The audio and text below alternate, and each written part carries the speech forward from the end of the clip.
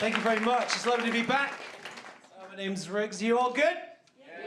Nice, man. I've been trying to learn how to accept myself. So I got a book called Self-Acceptance. I think it's going to be good. It's written by a guy called Dr. Harry Barry. I feel like if a guy called Dr. Harry Barry can learn to accept himself, then there might be hope for me after all.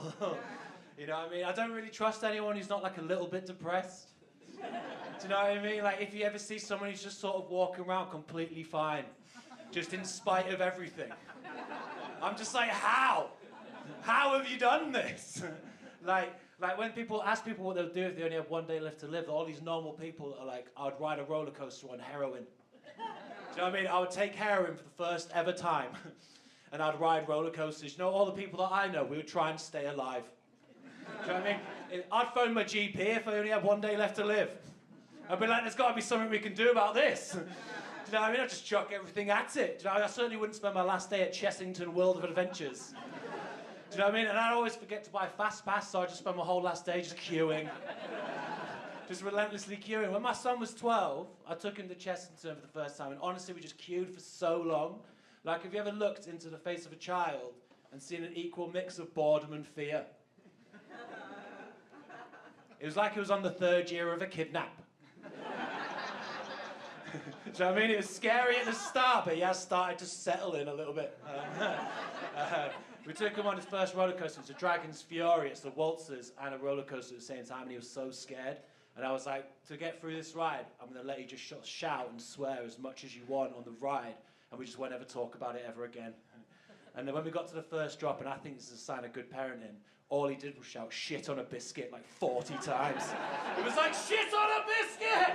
Shit on a biscuit! And he was the waltzers in weird things, so his voice was like, shit on a biscuit! I was like, fucking hell, man, that's quite creative. People don't normally shit on biscuits, you know what I mean? Like where's that come from, son? Like, you know, some dietary requirements that I don't know about. I've been single for a little bit now. I used to date at Field, do you know, the kink one? Right? But I found all these people on this dating app, and they're like, I'm super dominant, man. I'm going to find you, I'm going to tie you up, I'm going to hang you from the ceiling, I'm going to beat you within an inch of your life, I'm going to set you on fire, I'm going to kidnap your nan, I'm going to find out your sort of deepest, darkest secrets and tell all your closest friends. And then they say, like, no one-night stands. And I'm like, oh, you want to cause me pain over a sustained period of time? Great, sign me up. It's just what I need in my life. Obviously, the scariest dating app is Grindr. Who else is on it? If you didn't cheer then, I will know. I'll fucking know, and I'll tell you why. I've got it set to 30 meters radius. How fucking terrifying is that? Do you know what I mean? I matched with a dude who was 2 meters away from me. Turned around, no trousers on. He was in my kitchen. All right. Man, I met a guy, tried to find a normal guy in there. His name was Two Aubergines. I don't know if that was his first and second name or like a double-barrel surname. Like, that's Mr. Aubergine to you. He asked me what I was there for, right? So I'm like hetero-flexible, like I just dabble a little bit, right? So I said, I'm here for the mixed meze platter, not just your baba ganoush. He was dressed like half a builder, by which I mean he had a hard hat on, and that is the end of that sentence, dude. There's no more of that. Yeah, so me and my girlfriend broke up because of all that stuff that I just said.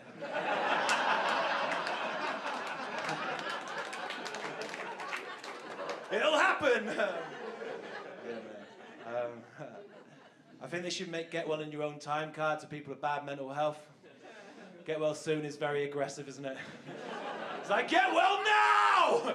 Get well fucking now! And, you know, to be honest, man, I don't really know what's wrong with me. So, I mean, I'm trying.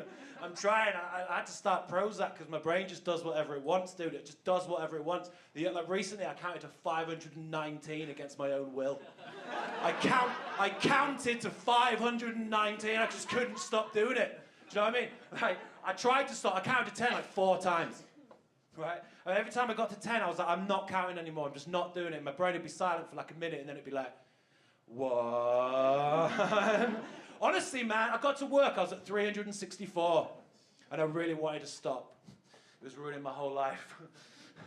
But then I thought, like, what kind of man would count to 364 and then just sort of stop for no reason? I was tied in, mate. I had to keep going. I got to 519. It's bizarre. I really hope the Prozac kicks in soon. Yeah.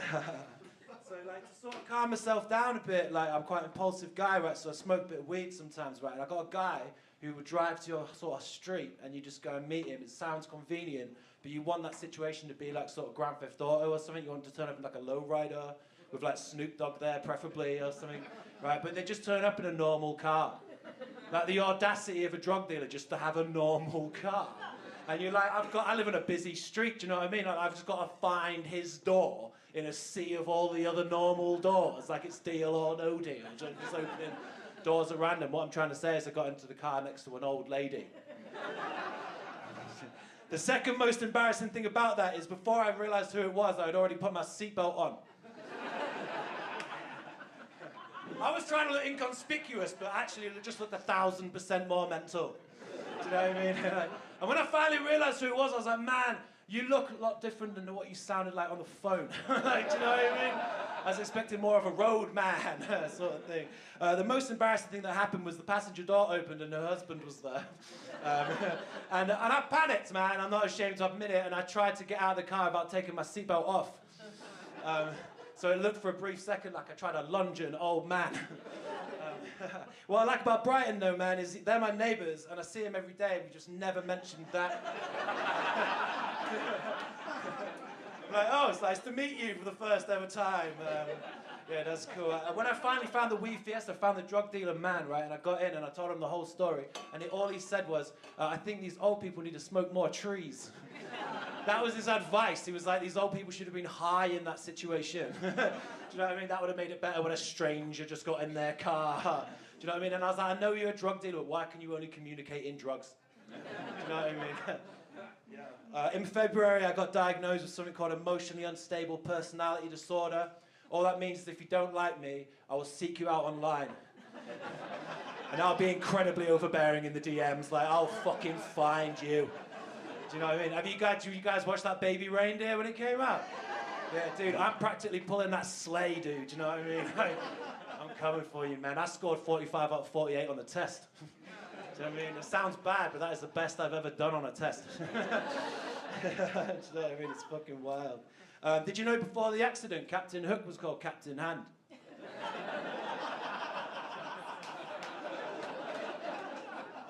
Little joke for you.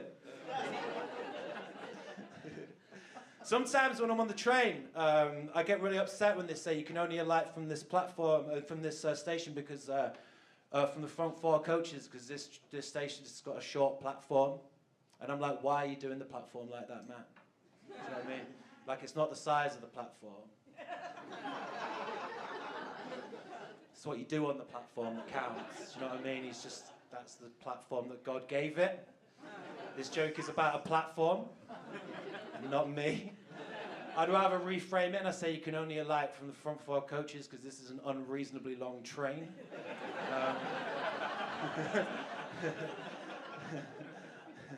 I like to reframe stuff like I don't have erectile dysfunction, I've got a nut allergy.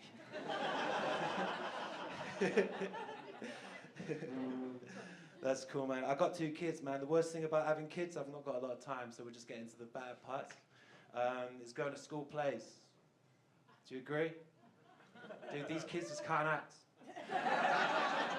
It sounds harsh to say, but they aren't trained. Do you know what I mean? They can barely do maths. They lost 2 years out of school because of COVID. Do you know what I mean? They can't do anything, these children.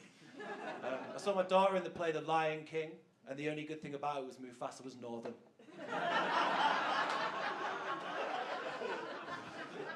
Mufasa was Northern. Just made it loads of it. He was like, one day, son! One day, son, all of this will be yours! He was like, what about that dark place over there? He was like, don't ever go there, mate. That is Middlesbrough, that. It's cool, man. You can go anywhere in the world and do comedy and everyone just hates Middlesbrough. That's cool, man. I like living in Brighton. Do you guys like living in Brighton? Yeah. I'm from a town called Darlington. It's not the best town. You guys heard of Darlington? Yeah, there's a village next to it called Great Burden, which I think's a better name for the whole area. Just call it that. But in Brighton, we got the annual naked bike ride. I love that. Do you know what I mean? People just take their clothes off, ride around on bikes. In Darlington, if you see a naked man on the bike, someone has stolen that guy's clothes. Do you know what I mean? And then that naked guy, he's then gone on to nick a bike. So what kind of person would steal a man's clothes but let him keep his bike? Hey, you guys have been amazing, man. Thank you so much for listening to me. Have a great night.